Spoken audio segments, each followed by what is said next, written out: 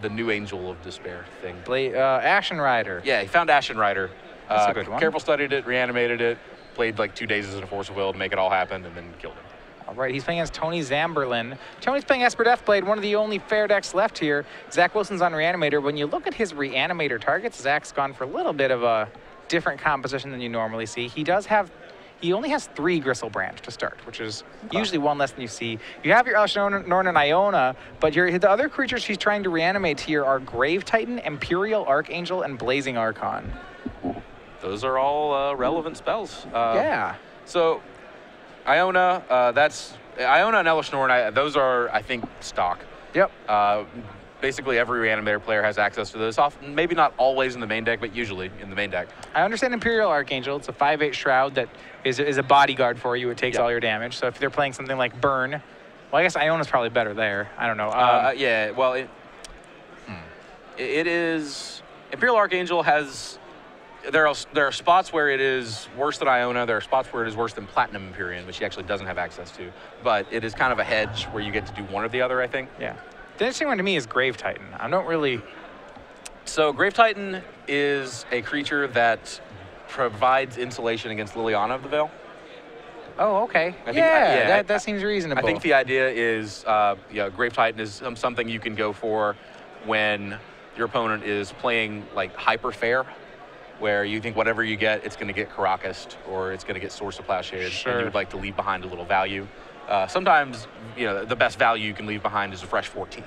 All right, and we are underway. Zach Wilson, he's got a turn 2 reanimate plan going on here. You see turn 1, he's going to fetch and careful study. In his hand, he does have at least 1 reanimate along with an Ashen Rider. So Ashen Rider in this matchup is significant because it's an answer to Caracas.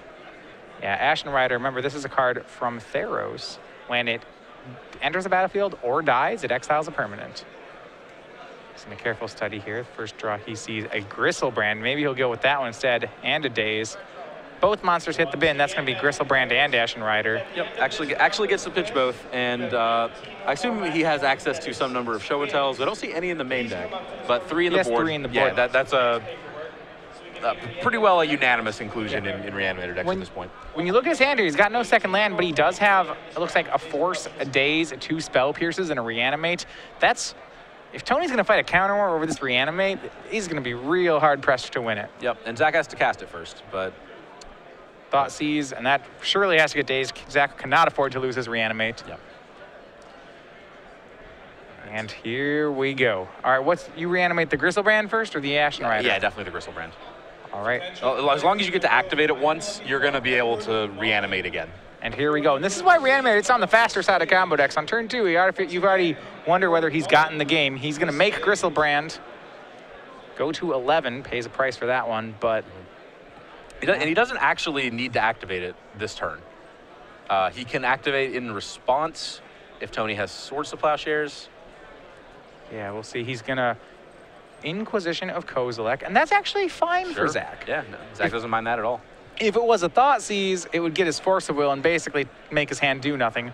But IOK is not Thought Seize, and Zack has a bunch of extra blue cards. Tony's going to get one of them, but Zack never had time to cast these things anyway. Yeah, well, when you have active Gristlebrand, you're not pondering anyway.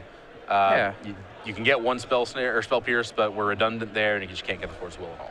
So Tony is going to need a lot here. You see him cracking his fetch line. He's going to need something like a Swords plus a Force of Will plus Zack to not draw real well when he draws 7. Yeah, now, Zack took 8 from the Reanimate. If he activates the Gristlebrand without getting to attack with it first, he'll take another 7.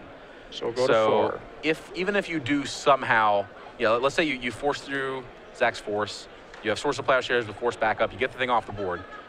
Zack draws 7, but another Reanimate won't do it at this point because he's a 4. He would gain 7 off the Swords. That's a good point. That won't, all right. So he'd actually be just fine. We're right back where we started then.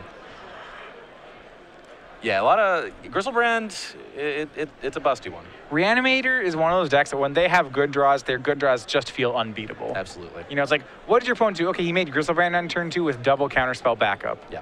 And it worked through your Thought Seize. Yeah, and the other side of that coin is that its most powerful draws, they come through, a field of play that most people aren't prepared to interact on the main deck, but fighting off your graveyard interaction, that's something that people are very much prepared for post-board.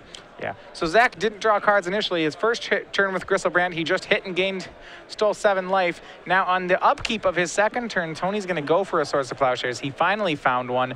Now Zack's going to fight. In response to the swords, he's going to draw 7. So life totals go to 11 apiece. Plenty of cards here. We know we have Spell Pierce in hand along with Force of Will. We'll start with Force of Will pitching Brainstorm. That'll take out the swords. Yeah. Spell Pierce, of course, can't stop that swords on its own, but would be able to stop anything further. Yeah, and Tony just has nothing. He has no more gas in the tank to fight a counter war. And with that, it seems unlikely that this Gristlebrand's ever going to leave the battlefield. Yeah, and I think if you get one swing in, then the game is... Each swing is 7 cards. Yes, every attack, a fresh 7. And again, being able to draw 7 without putting yourself into the range where you wouldn't be able to do it again. We talked about swords. Unfortunately for Tony, swords would give him the life he needs. But other ways of getting, Tony could have Liliana here, for example, or Council's Judgment. Now, Zack, we know about those 2 Spell Pierces, so those are equally unlikely to work. And Tony knows about the Spell Pierces too. As he's down to 4, he has to answer the Gristlebrand this turn, but it would take... Caracas is what it would take. All right. Yeah. Caracas, very good here. You can interact with it on the stack. It just sends Gristlebrand back to the hand where it can cause no more trouble. Now, to be fair, Zack has more than 7 cards right now. Yeah. So now he actually gets to start discarding additional creatures to reanimate, and he's drawn more reanimates too.